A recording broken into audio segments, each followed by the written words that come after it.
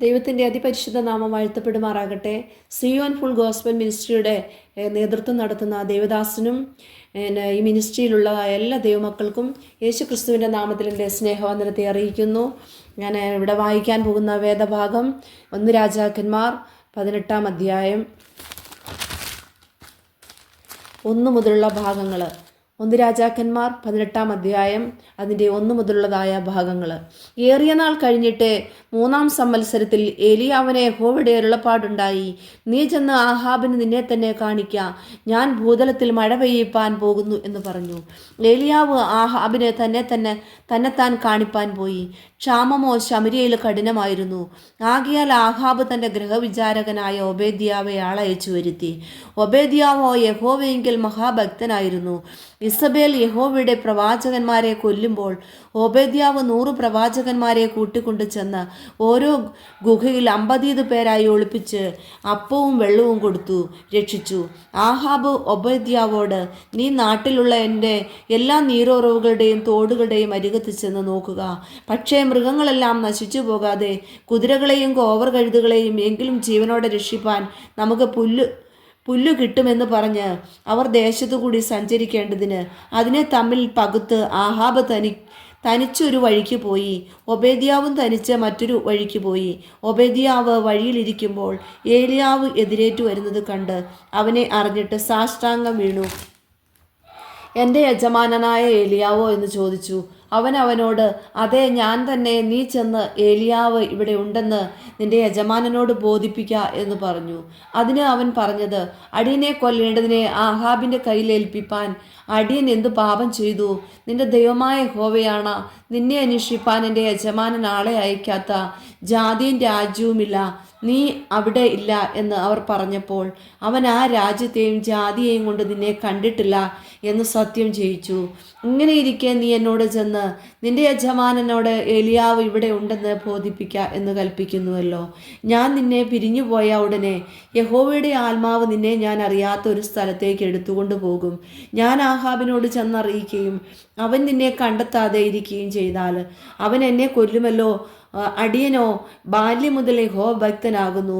ഈസബേൽ യഹോവയുടെ പ്രവാചകന്മാരെ കൊല്ലുമ്പോൾ ഞാൻ യഹോവയുടെ പ്രവാചകന്മാരിൽ 100 പേരെ ഓരോ ഗുഹയിൽ 50 പേരായി ഒളിപ്പിച്ച് അപ്പവും വെള്ളവും കൊടുത്തു. രക്ഷിച്ച വസ്തുത യജമാനൻ അറിഞ്ഞിട്ടില്ലയോ? അങ്ങനെയിരിക്കെ നീ എന്നോട് ചെന്ന് നിന്റെ യജമാനനോട് ഏലിയാവ് ഇവിടെ ഉണ്ടെന്ന് ബോധിപ്പിക്ക എന്ന് കൽപ്പിക്കുന്നുവോ?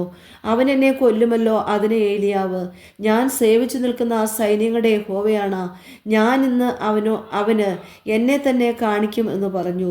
അങ്ങനെ ഒബേദ്യാവ് ആഹാബിനെ ചെന്ന് കണ്ടു വസ്തുത അറിയിച്ചു. ആഹാബ് ഏലിയാവെ കാണുവാൻ ചെന്നു. ആഹാബ് ഏലിയാവെ കണ്ടപ്പോൾ അവനോട്, ആർ ഇത് ഇസ്രായേലിനെ കഷ്ടപ്പെടുത്തുന്നുവോ എന്ന് ചോദിച്ചു.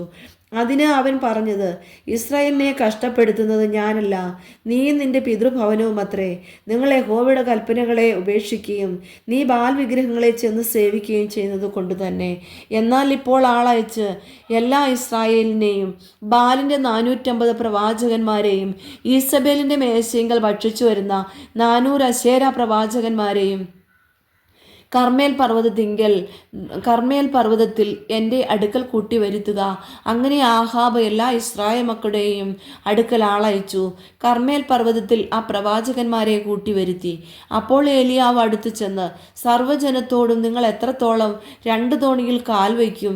യഹോവ ദൈവമെങ്കിൽ അവനെ അനുഗമിപ്പീൻ, ബാൽ എങ്കിലോ അവനെ അനുഗമിപ്പീൻ എന്ന് പറഞ്ഞു. എന്നാൽ ജനം അവനോട് ഉത്തരം പറഞ്ഞില്ല.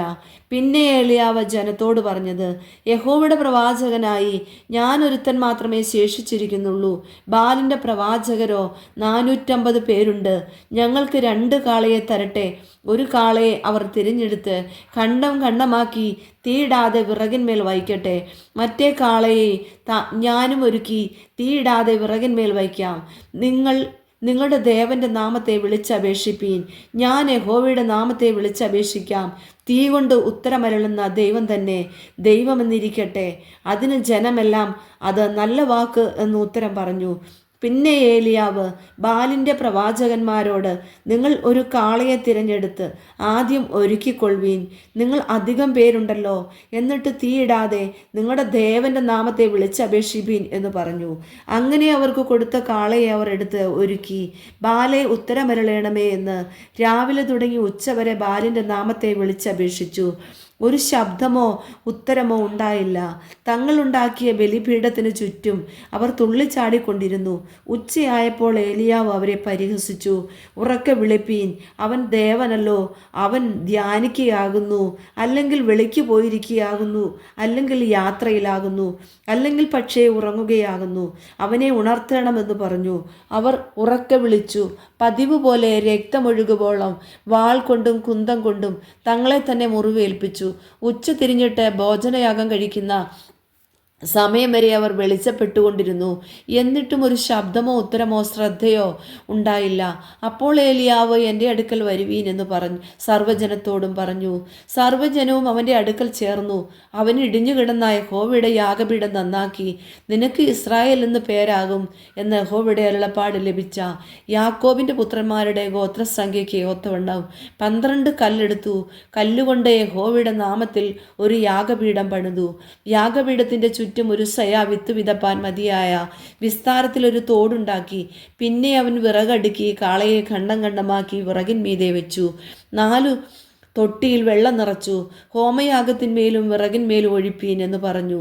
2-ാം പ്രാവശ്യവും അങ്ങനെ ചെയ്യുവീൻ എന്ന് അവൻ പറഞ്ഞു. അവർ 2-ാം പ്രാവശ്യവും ചെയ്തു. അതിൻ്റെ ശേഷം 3-ാം പ്രാവശ്യവും അങ്ങനെ ചെയ്യുവീൻ എന്ന് അവൻ പറഞ്ഞു.